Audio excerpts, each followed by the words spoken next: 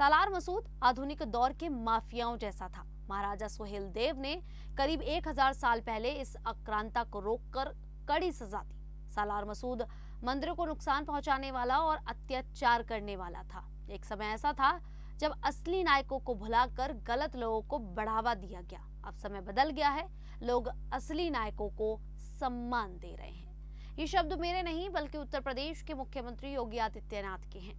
नमस्कार, मेरा नाम है शालिनी और आप देख रहे हैं द न्यूज़ 15 यूपी। दरअसल मुख्यमंत्री योगी आदित्यनाथ ने रविवार को राजधानी लखनऊ में भारतेंदु नाट्य अकादमी के स्वर्ण जयंती समारोह में ये सारे बयान दिए। इस कार्यक्रम में अकादमी के 50 साल पूरे होने का जश्न मनाया जा रहा था। सीएम योगी ने ऐतिहासिक घटनाओं को आधुनिक समय से जोड़ते हुए कहा कि विदेशी आक्रांता सालार मसूद, जिन्हें गाजी मियां भी कहा जाता है, आधुनिक दौर के माफियाओं से कम नहीं थे। उन्होंने महाराजा सुहेल देव के शौर्य की सराहना की और बताया कि कैसे 1000 साल पहले महाराजा ने इस आक्रांता को रोका और उसे ऐसी सजा दी कि कोई दोबारा भारत की ओर आंख उठाकर नहीं देख सका। सीएम योगी ने विस्तार से महाराजा सुहेल देव की बहादुरी का बखान किया। उन्होंने कहा कि सालार मसूद सोमनाथ मंदिर को नुकसान पहुंचाने वाला आक्रांता था। महाराजा सुहेल देव ने न सिर्फ उसे युद्ध में हराया बल्कि उसे गर्म लोहे के तवे पर बांधकर जला दिया। योगी आदित्यनाथ ने जोड़ा कि इस्लाम में ऐसी मौत को जहन्नुम की गारंटी माना जाता है। महाराजा ने सालार मसूद को जहन्नुम भेजने का पूरा इंतजाम कर दिया था।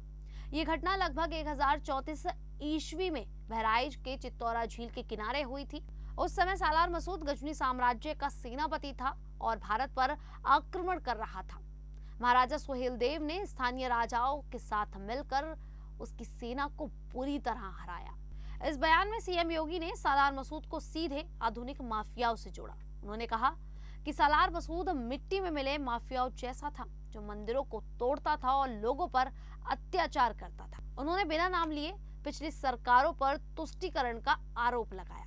योगी ने कहा कि जिस जगह महाराजा सुहेल देव ने सालार मसूद को मारा था, वहां सालों तक मसूद के नाम पर मेला लगता रहा। लोग गाजी मियां को याद करते थे, लेकिन असली रक्षक महाराजा सुहेल देव को भुला दिया गया था। एक समय ऐसा था जब पेशेवर गुंडों और माफियाओं को नायक बनाकर पेश किया जाता था। समाज के सच्चे हीरो को किनारे कर दिया गया था। सीएम योगी ने कहा कि अब समय बदल गया है। आज लोग सालार मसूद के मेले में झांकने भी नहीं जाते। इसके बजाय वे बहराइच में महाराजा सुहेल देव के भव्य स्मारक पर गौरव के साथ मत्था टेकते हैं। इस स्मारक का शिलान्यास प्रधानमंत्री नरेंद्र मोदी ने किया था। अब वहां 40 फीट ऊंची कांस्य प्रतिमा स्थापित है, जो महाराजा सुहेल देव की बहादुरी को दिखाती है।